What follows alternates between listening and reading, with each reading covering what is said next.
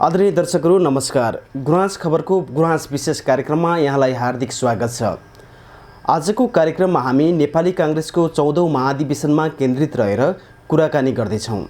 आजको कार्यक्रममा हामीसँग अतिथि हुनुहुन्छ नेपाली कांग्रेस सुर्खेतका नेता एवं सूचना सञ्चार तथा प्रचार विभागका केन्द्रीय सदस्य गोविन्द कोइराला। त आउनुहोस् आजको कार्यक्रममा हामी नेपाली कांग्रेसको 14औं महाधिवेशनमा सुर्खेतमा के कस्तो तयारी भइरहेको छ यो विषयमा कुराकानी गर्दैछौँ। कार्यक्रममा यहाँलाई हार्दिक स्वागत छ। हजुर धन्यवाद। जय नेपाल। नेपाली कांग्रेसको 14औं महाधिवेशन नजिकै आइसकेको छ।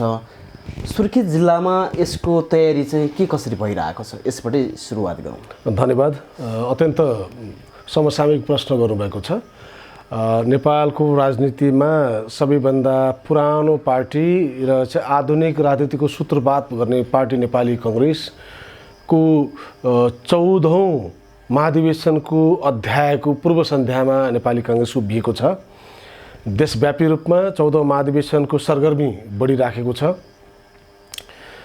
यसै वर्ष सुर्खेतका दुईजना होनहार नेताहरू नेपाली कांग्रेस सुर्खेतका पूर्व सभापति पूर्व सूचना सञ्चार तथा राज्य मन्त्री तप्तबहादुर विष्टलाई हामीले गुमायौँ र भेरीगङ्गा नगरपालिका सुर्खेत नगर कार्य समितिका सभापति तरुण दल सुर्खेतका पूर्व सभापति बेदु गिरीलाई हामीले गुमायौँ। त्यो शोकमा सुर्खेत जिल्ला चुर्लुममै डुब्यो। नेपाली कांग्रेस स्वाभाविक रूपमा डुब्यो र हामीले 13 दिनको तिथिसम्म शोक यो आशोच बार्ने प्रक्रिया अन्तर्गत सांगठनिक क्रियाकलापलाई हामीले पुरै स्थगित गरेर उहाँको शोकमा रह्यौँ। उहाँहरूप्रति श्रद्धाञ्जली व्यक्त गऱ्यौँ। उहाँहरूको अमरत्व र चाहिँ आत्माको चिर शान्तिका लागि हामीले कामना गर्नमा यो समय बितायौँ र यो भर्खरै मात्र उहाँहरूको यो आशोच बार्ने प्रक्रियाबाट हामी मुक्त भएका छौँ। तर हामी पुरै यो शोकबाट मुक्त भइसकेको अवस्था होइन। एउटा धार्मिक चक्र अनुसारको त्यो समय व्यतीत भएको मात्रै हो। उहाँहरू गुमाउनु पर्दाखेरिको पीडा हामीसँग छ। कोरोना महामारीले उहाँहरूलाई हामीबाट चुडेर लगेको छ। यो नीतिलाई हामीले चाहिँ बडो कठिनताका साथ हामीले सहनु परेको छ। परिवारजनहरूप्रति समवेदना राख्दै उहाँहरूलाई सान्त्वना दिँदै हामी फेरि सांगठनिक गतिविधिमा लाग्नै पर्ने, बाँकी सन्ततिका लागि, भावी सन्ततिका लागि, सिङ्गो समाज र राष्ट्रका लागि फेरि पनि हामीले केही गर्नै पर्ने यो बाध्यकारी परिस्थिति भएको कारणले गर्दा पार्टीको 14औं महाधिवेशनको सन्दर्भमा हामी जिल्लाव्यापी रूपमा सुर्खेतमा डटिराखेका छौँ। यसको मतलब देशव्यापी रूपमा 77वटै जिल्लामा यो कामहरू चाहिँ बढिराखेको छ। चाहे क्रियाशील संस्थाको छानबिनको प्रक्रिया होस्, चाहे निर्वाचन निर्देशिका जारी गर्ने प्रक्रिया हो, त्यसमा केन्द्रमा नेताहरू, केन्द्रीय समिति पदाधिकारीहरू जुटिराख्नु भएको छ। सम्बन्धित फोकल पर्सनहरू त्यसमा जुटिराख्नु भएको छ भनेपछि जिल्ला तहमा हामी जिल्ला तहका साथीहरू आफ्नो ढङ्गबाट साथीहरूलाई यस बारेमा एजुकेट गर्ने महाधिवेशनको प्रक्रिया अन्तर्गत साउन 12 गतेबाट वडा अधिवेशनको निर्धारित कार्यक्रम छ। 16 गते त्यसपछि छ, त्यो 26 गते, 1 गते, 2 गते, त्यसपछि भदौको 16 गतेदेखि 19 गतेसम्म केन्द्रीय महाधिवेशनको प्रक्रिया रहेको छ। यो प्रक्रियालाई अत्यन्त सफलतापूर्वक प्रभावकारी ढङ्गबाट सम्पन्न गराउनको लागि र यसबाट जुझारु नेतृत्व चयन गर्न सबै तह तबका सफल रहोस् भन्ने हेतुका साथ हामी आफ्नो ठाउँबाट जुटिराखेका छौँ।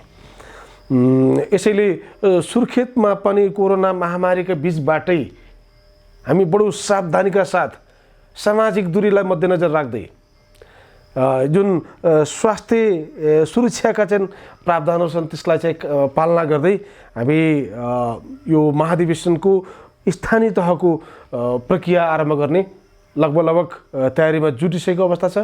साथीहरू बडो उत्साहका साथ गाउँ गाउँमा छरिराख्नु भएको छ। हामी पनि त्यही किसिमले साथीहरूसँग बसवोट सरसल्लाह समन्वय गरिरहेको छौँ र जिल्लाका विभिन्न ठाउँबाट र अन्य जिल्लाबाट पनि विधानमा भएका विभिन्न प्रावधानहरूको विषयमा केही कन्फ्युजन भएका कुराहरूको बारेमा फोन गर्नुहुन्छ, सोध्नु छ र हामीले बुझेसम्मको कुराहरू स्पष्ट पार्ने कोसिस गरिराखेको छौँ। र म स्वयं पनि नेपाली कांग्रेसको सूचना सञ्चार तथा प्रचार विभागको सदस्य हुनुको नाताले त्यहाँबाट हामीले एउटा कार्यक्रम छारी संवाद भन्ने कार्यक्रम चलाइराखेको छौँ, जसबाट नेपाली कांग्रेस लगायत समसामयिक मुद्दाहरू, सामाजिक राजनीतिक सवालहरूलाई उठान गर्छौँ र चाहिँ विभिन्न जिज्ञासाहरूलाई मेट्ने प्रयत्न गर्छौँ, राज्यलाई चाहिँ जवाफदेही जिम्मेवार बनाउने प्रयत्न गर्छौँ। भनेपछि एकातिर चाहिँ नेपाली कांग्रेसभित्रकै आन्तरिक अभ्यासहरूलाई कसरी व्यवस्थित गराउन सकिन्छ, कसरी सुसूचित गराउन सकिन्छ आम जनता, आम नेता कार्यकर्तालाई भन्ने विषयमा पनि हामीले पहल गर्छौँ र म त्यो काममा पनि एकातिर लागिरहेको छु, म व्यक्तिगत रूपमा भन्ने हो भने। र त्यसैले हामी अहिले निकै व्यस्त छौँ पार्टीका लागि। यो नेपाली कांग्रेसलाई आवधिक रूपमा अध्यावधि गर्ने काम हो। यो एक खालको सङ्गठनमा चाहिँ कार्यकर्तामा सान लाउने, धार लाउने काम पनि हो। यो एक खालको चाहिँ वैचारिक रूपमा, दार्शनिक रूपमा, रणनीतिक रूपमा, राजनीतिक रूपमा अनि खरो रूपमा उतार्ने अनि त्यसको प्रक्रियागत छनौटको प्रक्रिया पनि चाहिँ परिचालन गर्ने यो चाहिँ उपयुक्त अवसर पनि हो। त्यसमा चाहिँ हामी सबै मरिमेटेर लागिरहेका छौँ। निश्चित रूपमा हामीलाई अब साउन 12 गते त्यो नजिक दिन आइराखेको छ। हामी सबै तहमा उचित निर्णय गरेर सफल हुनेछौँ भन्ने विश्वास जागिरहेछ। यो महाधिवेशनले युवाहरूलाई नेतृत्वमा ल्याउन सक्ने सम्भावना यहाँले कतिको देख्नुहुन्छ र युवाहरू आउन सक्ने नसक्ने के छ अवस्था? यो अत्यन्त समसामयिक प्रश्न हो। यो हरेक तह तकमा यो विषयमा बहस हुनुपर्छ। मेरो यसमा दुईवटा तर्क छ। पहिलो तर्क भनेको युवा भनेको के? हामी यो 35 वर्षभन्दा मुनिको, 40 वर्षभन्दा मुनिको उमेरलाई चाहिँ युवा भन्ने ढङ्गबाट व्याख्या गर्न पनि खोजिराखेको छ सैद्धान्तिक रूपमा। अनि एउटा खालको उमेरको हदबन्दीका आधारमा युवा र वयस्क, किशोर, बालबालिका यस्ता छुट्याउने काम होला भनेपछि अर्को युवा भनेको विचारको कुरा पनि हुन्छ। कोही उमेरले युवा भएर पनि विचारका दृष्टिकोणले, स्पिरिटको हिसाबले, सोचका हिसाबले युवा नहुन सक्छ। कोही उमेरले अत्यन्तै परिपक्व भए पनि, वयोवृद्ध भए पनि उसमा चाहिँ नेतृत्व क्षमता, व्यक्तित्व, सोच्ने तरिका, उसको दृष्टिकोणले युवा भएको हुनसक्छ। हामीले कस्तो खालको युवाको अपेक्षा गरेको? तपाईँले जुन किसिमको उमेरको कारणलाई चाहिँ बढ्ता चाहिँ यसलाई दायरा बनाउनु खोज्नु भएको भने म निवेदन गर्न चाहन्छु, नेपालका 90 लाखभन्दा बढ्ता युवाहरू एउटा ठुलो शक्तिको रूपमा, राष्ट्रको एउटा चाहिँ खम्बाको रूपमा चाहिँ युवाहरू छन्। तर ती युवाहरूमा एक खालको फ्रस्ट्रेसन छ, एक खालको इरिटेसन छ। समसामयिक परिस्थितिबाट उनीहरूमा एक खालको चाहिँ निराशा, छटपट्टि, पीडा, आक्रोश त्यो बोकेर बसिराखेको छन्। त्यसलाई पार्टीहरूले पनि ठिक ढङ्गबाट सम्बोधन गर्न सकेन भने युवाहरूमा पलायनता छाउन सक्छ, निराशा छाउन सक्छ। त्यसैले राजनीतिक दलहरूले त झन् त्यस विषयमा अत्यन्त सावधानीपूर्वक सोच्नुपर्ने हुन्छ।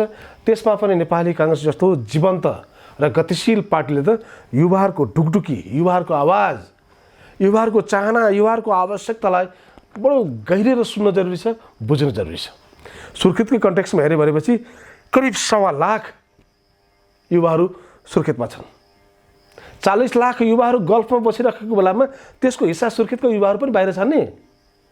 त्यत्रो युवाहरू बाहिर बसिराखेको छ र एउटा खालको यहीँ बसेको युवाहरू छ जो दुर्व्यसनमा फसिराखेको छ।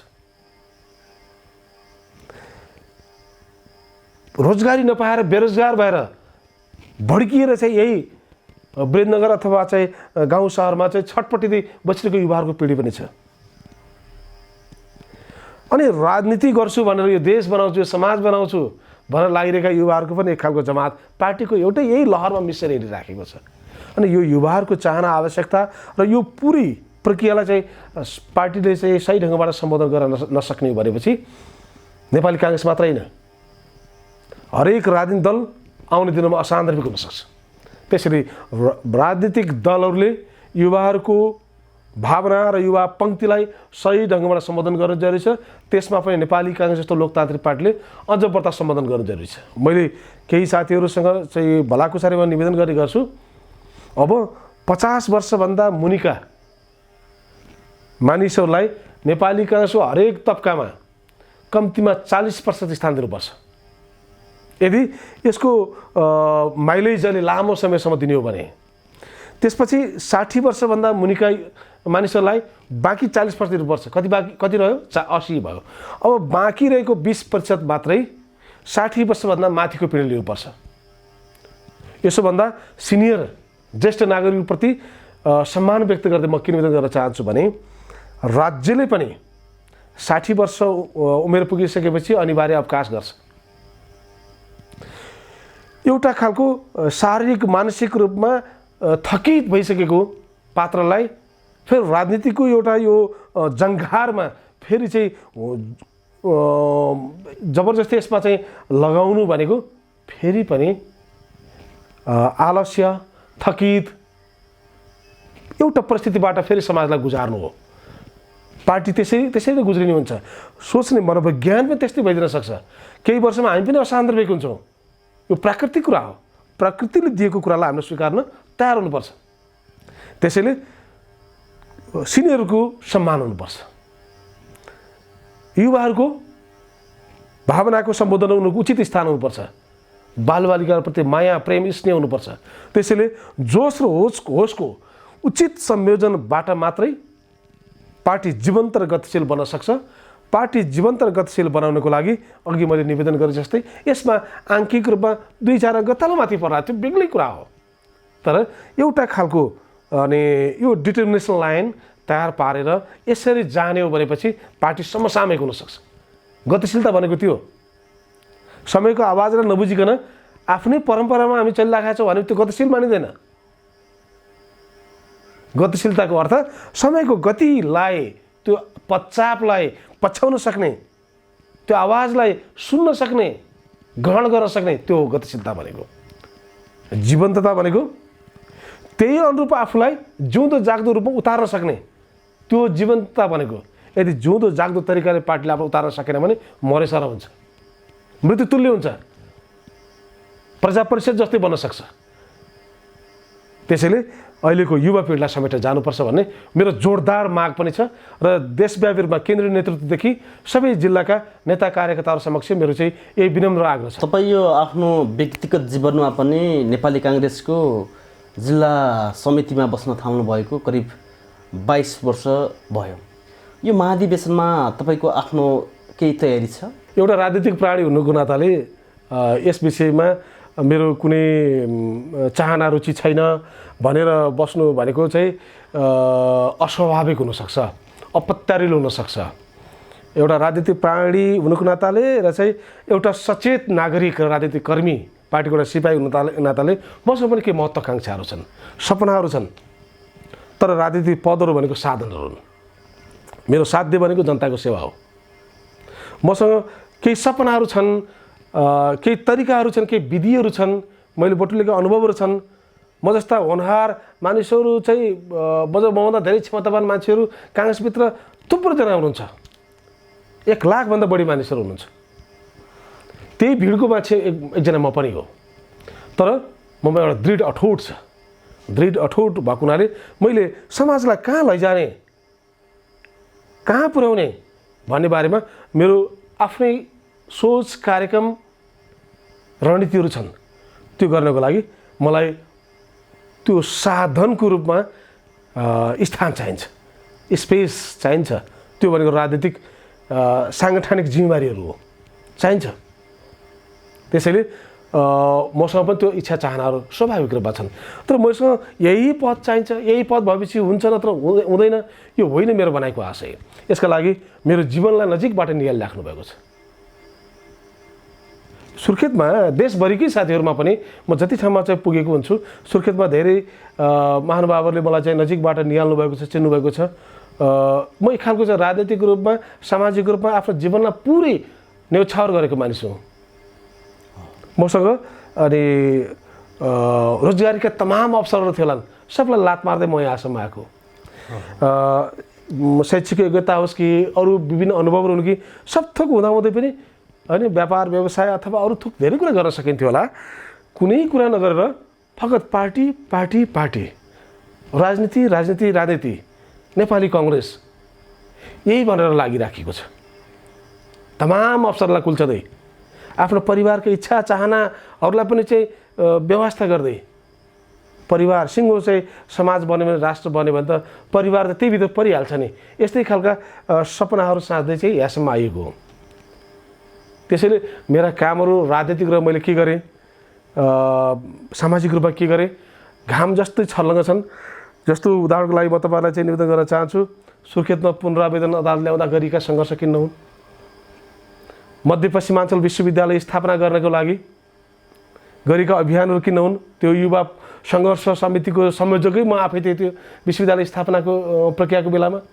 मदगोलले सेवा समाज नेपालले गरेको महायज्ञको बेलामा 28 करोडभन्दा बढ्ता रकम जम्मा गरेर विश्वविद्यालय स्थापनाको लागि एउटा अनुकूल परिस्थिति निर्माण गर्न सफल भयौँ। त्यति मात्र नभएर सुर्खेतको खेलकुदको इतिहासमा जिल्ला खेलकुद विकास समितिमा रहेरै मैले त्यो बेलामा 48 साल ताका नै मैले चाहिँ व्यापक कामहरू खेलकुद क्षेत्रमा मैले चाहिँ निर्वाह गर्ने काम गरेँ। त्यो अवसर पनि प्राप्त गरेँ। सुर्खेतको सांस्कृतिक आन्दोलनलाई एउटा उचाइमा पुर्याएर राष्ट्रिय स्तरसम्म एउटा चाहिँ अनि एउटा लहर नै ल्याउने काममा एउटा महत्त्वपूर्ण पात्रको रूपमा म चाहिँ त्यहाँ रहेँ र थुप्रै साथीहरूसँग सहकारी गर्दै म त्यहाँ चाहिँ सांस्कृतिक आन्दोलनलाई एउटा उचाइमा पुर्याउनलाई पनि मैले चाहिँ भूमिका खेल्ने अवसर प्राप्त गरेँ। सँगसँगै सञ्चारको क्षेत्रमा कुरा गरेँ भने म 2047 सालदेखि नै सञ्चार क्षेत्रमा संलग्न भएर प्रत्यक्ष रूपमा सञ्चारकर्मी नै भएर काम गरेँ र सञ्चार क्षेत्रको नेपाल प्रेसमेन्टको केन्द्रीय उपसभापति भएर पनि मैले काम गरेँ। नेपालमा मात्र नभएर विदेशमा गएर पनि चाहिँ नेपालको सन्दर्भमा नेपालको प्रतिनिधि भएर मैले त्यहाँ चाहिँ नेपालको तर्फबाट आवाज उठाउने काम गरेको छु। लोकतन्त्र स्वतन्त्रताको विषयमा त्यहाँ आवाज उठाउने काम गरेँ र प्रभावकारी भूमिका खेल्ने मौका प्राप्त गरेको छु मैले त्यो कामहरू। यिनी लगायत क्षेत्रीय कार्यहरू स्थापना गर्ने प्रक्रियाहरू, यो थुप्रो आन्दोलनका प्रक्रियाहरूमा मेरो चाहिँ क्षमता रहँदै आएको छ। त्यति मात्र होइन, 2046 सालमा राष्ट्रिय जनआन्दोलन भइराखेको थियो। पञ्चायतका विरुद्धमा चाहिँ आन्दोलन भइराखेको थियो। हामी कलेज पढ्ने विद्यार्थीहरू, सुर्खेतमा आन्दोलन भइराखेको थिएन, नेताहरू जेलमा हुनुहुन्थ्यो। हामीहरू कलेज पढ्ने बेलामा हाम्रो उमेर भएका साथीहरू मिलेर क्याम्पसबाट पञ्चायत विरुद्ध आन्दोलन हामीले सुरु गऱ्यौँ। त्यसको नेतृत्व हामीले गऱ्यौँ। त्यसको मूल्याङ्कन भइराखेको हुनसक्छ। त्यति मात्र होइन, म तपाईँहरूलाई स्मरण गराउन के चाहन्छु भने 2072 साल असोज 3 गते संविधान जारी भयो। त्यसको पूर्व सन्ध्यामा साउनको 22 गते राति 4 दलका बिचमा सहमति भयो कि नेपालमा अब 6वटा प्रदेशहरू निर्माण गरे संविधान जारी गर्ने भनेर। 6वटा प्रदेश निर्माण गर्ने भन्ने बित्तिकै सुर्खेतमा खालको चाहिँ आक्रोश, चिन्ता, निराशा छाउन थाल्यो। 23 गते खालको चाहिँ जागरुक रूपमा चाहिँ बसाइ भयो। 24 गते नेपाली कांग्रेस सुर्खेतको तर्फबाट हामीले सामान्य जुलुस गऱ्यौँ। जुलुस गरेर तुरुन्तै हामीले क्षेत्रीय उद्योग बाढीसँग पदम साईजी हुनुहुन्छ, पदम साईजीको संयोजकत्वमा एउटा सर्वदलीय भेला डाक्यौँ। त्यसबाट 25 गते सुर्खेत बन्द गर्ने कार्यक्रम राखेका थियौँ र केही साथीहरूले आन्दोलनको कुरा गर्नुभयो। त्यसमा म प्रत्यक्ष रूपमा इन्भल्भ छु, सूत्रधारको रूपमा इन्भल्भ छु। एकाएक भोलिको साउन 25 को आन्दोलन एक खालको साथीहरूमा एक खालको चाहिँ आक्रोश थियो, पीडा थियो, छटपटी थियो। सडकमा उत्रिनु भयो, तर एकछिनमा त्यो नेतृत्वविहीन हुन पुग्यो र त्यो एक खालको उशृङ्खल भिडको रूपमा, अराजक भिडको रूपमा रूपान्तर हुन गई। फेरि एउटा 3 जना सुर्खेतका चाहिँ सपुतहरूले आफ्नो चाहिँ ज्यान गुमाउनु पर्ने साध्यता प्राप्त गर्नु परिस्थिति निर्माण भयो। तत्काल हामीले शान्तिपूर्ण चाहिँ अभियानको रूपमा चाहिँ थाल्यौँ। अब धेरै जनधनको क्षति हुनसक्छ। हामीले उद्देश्य भनेको रगत नबगिकन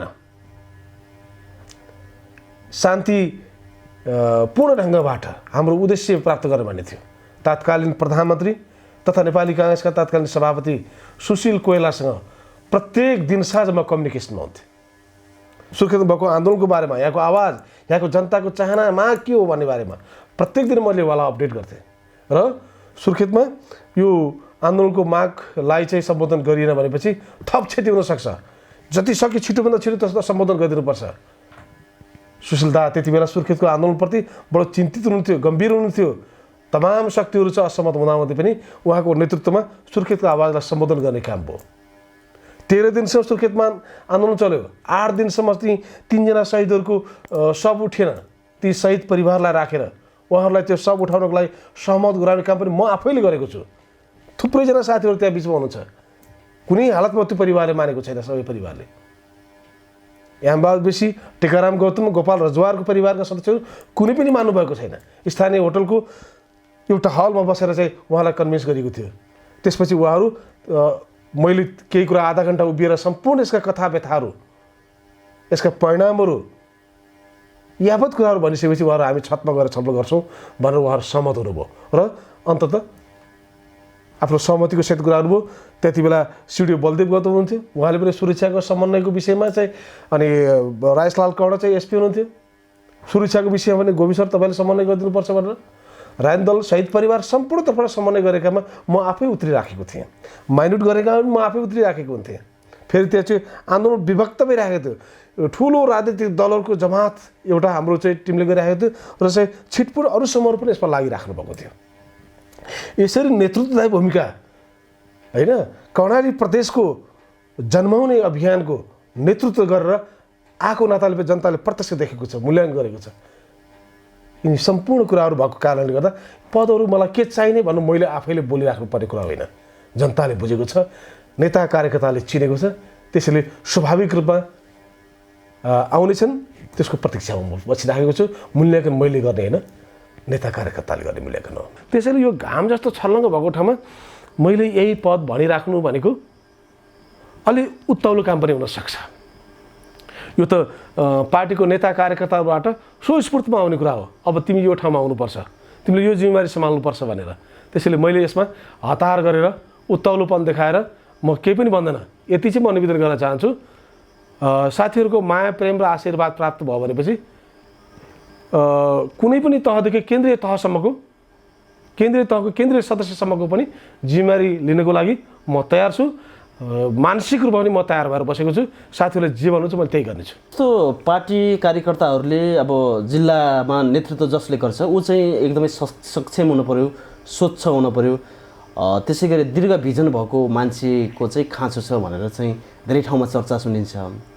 कहीँ कतै यहाँ जिल्लाको नेतृत्वमा तपाईँको नाम पनि चर्चामा आउने गर्छ। खास चाहिँ के हो? एउटा चाहिँ पार्टीको एउटा चाहिँ जीवन्त क्रियाशील कार्यकर्ता हुनुको नाताले पार्टीमा चाहिँ लामो समयसम्म धेरै निर्णायक भूमिकाहरूमा काम गर्दै आएको नाताले पार्टीलाई आइपरेको बेलामा जस्तोसुकै त्याग गर्न मरिमेटोमा तयार हुने गरेको नाताले र पार्टीले दिएका विभिन्न विशिष्ट प्रकृतिका जिम्मेवारीहरू अनि सायद मैले राम्रै तरिकाले चाहिँ पनि भूमिका खेलेर भएको कारणले पनि हो कि पार्टीमा चाहे प्रशिक्षणका गतिविधि किन नहुन्, चाहे पार्टीका आन्तरिक साङ्गठनिक कुरामा चाहिँ राय सल्लाह सुझाव दिने प्रक्रियाको कुरा किन नहुन्, साथीहरूसँग घुलमिल हुने कुरा किन नहुन्, भेटघाट गर्ने कुरा किन नहुन्, कुना काप्चामा पुग्ने कुरा किन नहुन्। र मैले आफैले आफ्नो बारेमा त भन्न कसरी सकुला र, तर धेरैभन्दा धेरै साथीहरूसँग मेरो व्यक्तिगत रूपमा भेटघाट, परिचय, सुखानी दुखानीहरू छन्। मेरा आफ्नै खालका चाहिँ अन्तरङ्ग सम्बन्धहरू छन्।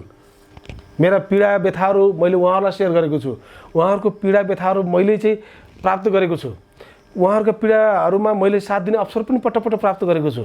मेरा पीडाहरूमा पनि उहाँहरूले चाहिँ मलाई चाहिँ साथ दिने गर्नुभएको छ र चाहिँ उहाँहरूले चाहिँ गोविन्द तिमी अगाडि बढ हामी छौँ भनेर पटक धेरै साथी, जिल्लाभरिका साथीले मलाई आश्वासन दिने गर्नुहुन्छ। अनि त्यस हिसाबले साथीहरूले चाहिँ गोविन्दको नाम उपयुक्त हो भनेर चाहिँ ठाउँ ठाउँबाट निकाल्नु भएको हुन्छ। म जहाँ जान्छु, जहाँ भेट्छु, अनि अब त ब्याक हुनु हुँदैन है, तपाईँले कतिपटक सेक्रिफाइस गर्ने पालो त अरूको पनि त हो, तपाईँको मात्रै हो र होइन, तपाईँ सधैँ बलिको बोको हुने, यस्ता खालको पनि कुरा निकाल्नुहुन्छ। त्यो मायालाई मैले राम्ररी बुझेको छु। त्यो माया त्यो मूल्याङ्कनसहितको माया हो। पार्टीको आवश्यकता त्यसमा चाहिँ पार्टीका नेता कार्यकर्ताको स्पन्दन जोडिएको छ, मुटुको ढुकढुकी जोडिएको छ। त्यो गफ गर्नका लागि सामान्य रूपमा भनिराख्नु भएको छैन उहाँहरू, मैले बुझेको छु। तर उहाँहरूको आवाजलाई सम्बोधन गर्ने क्रममा यो समग्रतामा चाहिँ छलफल गर्दाखेरि कहिलेकाहीँ राजनीति हो, राजनीतिमा एक कदम अगाडि बढ्नलाई दुई कदम पछाडि हट्नुपर्ने पनि परिस्थिति आइदिन सक्छ। यसो मतलब म कुनै पनि साथीहरू निराश बनाउने पक्षमा छैन। विगतका वर्षहरूमा मैले पार्टी सङ्गठनका लागि, साथीहरूको मन राख्नको लागि, नेताहरूको सम्मान जनाउनको लागि धेरै ठाउँमा मैले सेक्रिफाइस गर्दै आएको छु। सेक्रिफाइस गर्नु स्वाभाविक रूपमा एउटा पार्टीको असल क्याडर हुनुको नाताले हाम्रो कर्तव्य आउँछ। तर उचित समयमा उचित मूल्याङ्कन गर्ने पद्धति पटक पटक हुन सकेन भने त्यो पनि विचारणीय स्थिति हुनसक्छ। त्यसैले यसपटक म अत्यन्त गम्भीरतापूर्वक उभिएको छु। पार्टी सङ्गठनलाई अब खेलाची ढङ्गले अगाडि बढाउन सकिन्न, यथास्थितिबाट पार्टी सङ्गठन यसरी चाहिँ अगाडि बढ्न सक्दैन भन्ने ढङ्गबाट म सचेत छु। परिवर्तित समयमा चाहिँ पार्टी राजनीतिक दलहरूमा आम नागरिकको भुजाइमा चाहिँ केही परिवर्तन आएको छ। जस्तो अबको नेपाली काङ्ग्रेस चाहिँ कस्तो हुनुपर्छ यो बदलिदो परिस्थितिमा, के लाग्छ यहाँलाई? मैले तपाईँको पहिलो प्रश्नको उत्तरमा पनि के निवेदन गरेको थिएँ, जीवन्तता र गतिशीलताको विषय। समयको आवाजलाई बुझ्न सकेन भने कुनै बेला चीनमा 2/3 बहुमतको सरकार बनाएको डाक्टर सन यात सेनको पार्टी अर्को पटकको चुनावमा 4 सिट मात्रै चुनाव जित्ने अवस्थामा पुगेको थियो। यो मिडियाको दुनियाँमा इलेक्ट्रोनिक्स कम्पनी छैन, फिनल्यान्डको कम्पनी नोकियाले सारा बजारमा स्मार्टफोन आएर चाहिँ स्मार्टफोनको जगजगी भइसकेको बेलामा नोकियाको गाडी कसैको केही लाग्दैन, हामी यो स्मार्टफोन बनाउँदैनौँ भनेर ऊ घमण्ड गरेर बसिराख्यो। तर विश्व बजार सारा स्मार्टफोनले खाइदियो। गर्दा गर्दा टाट पल्टेर नोकिया कम्पनी बन्द गर्नुपर्ने अवस्था भयो। समयको मागलाई, युवाहरूको चाहनालाई बुझ्न नसकेको कारणले नोकिया टाट पल्टेको, बन्द गर्नु परेको कम्पनी। त्यसैले अबको राजनीतिक यात्रामा काङ्ग्रेसले आफूलाई खरो रूपमा उतार्न सकेन भने, युवाहरूको भावना चाहनालाई बुझेर अगाडि बढ्न सकेन भने नोकिया कम्पनीकै नीतिमा पुग्न सक्छ नेपाली काङ्ग्रेस, प्रजा परिषदकै नीतिमा पुग्न सक्छ, सन्यास सेनकै पार्टीको नीतिमा पुग्न सक्छ नेपाली काङ्ग्रेस। त्यसैले जिउँदो जाग्दो जीवन्त बनाउनको लागि गतिशील रूपमा पार्टीलाई अगाडि बढाउनु जरुरी छ। त्यसमा स्वच्छ छविका मानिसहरू आउनु पर्यो पहिलो नम्बरमा। पार्टीभित्र हुल्लडबाज, पार्टीभित्र आदर्शतालाई कुल्चिने, निष्ठालाई कुल्चने, पार्टीको पवित्रता मात्रै चाहिँ प्रहार गर्ने, यी यावत कुराहरू क्षम्य हुँदैनन्। पार्टीभित्र अब एउटा निष्ठाको आयामलाई अगाडि बढाउनु जरुरी छ, स्वच्छ छविका पात्रलाई अगाडि बढाउनु जरुरी छ। पार्टी भनेको कुनै व्यापार होइन। पार्टी त आदर्शबाट प्रेरित हुन्छ, राजनीतिक दर्शनबाट प्रेरित हुन्छ। तलदेखि माथिसम्म कुनै पनि तहमा यो बारेमा स्वच्छ विश्लेषण हुन जरुरी छ, स्वच्छ मूल्याङ्कन हुन जरुरी छ। पार्टीको लागि मरिमेट्ने नेता कार्यकर्ताहरू अब फेरि बिपीले भने जस्तै सुकिला मुकिलाहरूको जमात एक दिन बढ्न सक्छ र तिनका विरुद्धमा फेरि पार्टीका खास कार्यकर्तालाई सङ्घर्ष गर्नुपर्ने दिन आउन सक्छ। बिपीले भन्नुभएको थियो, त्यो दिन आइसकेको छ। पार्टीभित्र बिहारी शैलीको राजनीति चल्दैन, हुनु हुँदैन। निष्ठावान, अनुशासित, पार्टीका लागि चाहिँ जिन्दगी अर्पण गरेका ती मानिसहरूको उचित मूल्याङ्कन गर्नुपर्ने दिन आइसकेको छ। अझै पनि मूल्याङ्कन नहुने भनेपछि पार्टीको दिन उयो राम राम भन्ने बाहेक अरू केही गर्न सकिँदैन भने जस्तै हो। त्यसैले आगामी दिनमा अब स्वच्छ छविका मानिसहरू, एउटा तपाईँले भने जस्तै दूरदृष्टि राख्न सक्ने, क्षमतावान, निर्भीक, प्रभावशाली व्यक्तित्वका मानिसहरू आउनु जरुरी छ। अनि एउटा खालको आयाम सुरु भइसकेपछि राइट म्यान राइट प्लेस भन्ने कन्सेप्टबाट अगाडि बढ्नुपर्छ र पार्टीको नेतृत्व पनि त्यही मोडालिटीमा जानुपर्छ। सही नेतृत्व भयो भने पार्टी पनि सही ढङ्गबाट अगाडि बढ्छ। नेतृत्व खराब भयो भने पार्टीको यात्रा पनि खराब बाटो तय गर्न थाल्छ। त्यसैले अहिलेको आवश्यकता भनेको निष्ठावान नेतृत्वको आवश्यकता हो, ऊर्जावान नेतृत्वको आवश्यकता हो, स्वच्छ छविको आवश्यकता हो, दूरदृष्टिको नेतृत्वको आवश्यकता हो, करिस्मेटिक पर्सनालिटी हामीलाई आवश्यक भइराखेको छ। हरेक तहमा, संसदीय निर्वाचन, स्थानीय निर्वाचन, सम्पूर्ण निर्वाचनमा पनि हरेक तहमा त्यही किसिमको व्यक्तित्वको छनौटको प्रक्रियामा काङ्ग्रेसले साहस गर्न जरुरी छ, सम्झौता होइन। आगामी नेतृत्व, आगामी काङ्ग्रेस, भोलिको काङ्ग्रेस त्यस्तो बनोस् र 2003 सालमा स्थापना भएको नेपाली काङ्ग्रेसले आज यो करिब 75 वर्षको इतिहास पार गर्दै गर्दाखेरि हामी जुन नियतिमा आइपुगेको छौँ अबको सयौँ वर्ष पछाडि पनि फेरि राजनीतिको बारेमा नेपालीको राजनीतिको बारेमा विश्लेषण गर्नु पऱ्यो भने नेपाली काङ्ग्रेस नै जिउँदो जाग्दो पार्टीको रूपमा परिचित बनोस्, अगाडि उभियोस्, हाम्रो सपना त्यो हो। म त्यही निवेदन गर्न चाहन्छु। कार्यक्रममा समय दिनुभयो यसको लागि यहाँलाई हार्दिक धन्यवाद र यहाँहरूको महाधिवेशनलाई सफल गराउनुहोला शुभकामना पनि दिन चाहन्छु। धन्यवाद। गुराँस खबरले मलाई नेपाली काङ्ग्रेसको 14औं महाधिवेशनको पूर्व सन्ध्यामा मेरा केही विचारहरू राख्ने अवसर प्रदान गर्नुभयो, त्यसको लागि यहाँहरूप्रति धन्यवाद दिन चाहन्छु र गुराँस खबरप्रति आभार प्रकट गर्न चाहन्छु। यहाँहरूलाई आजको कार्यक्रम कस्तो लाग्यो? जस्तो लाग्यो त्यस्तै प्रतिक्रिया दिन नभुल्नुहोला। आगामी अङ्कमा पनि विशेष अतिथिका साथ यहाँहरूको माझमा आउने नै छौँ। तबसम्मको लागि मलाई पनि बिदा दिनुहोस्। नमस्कार।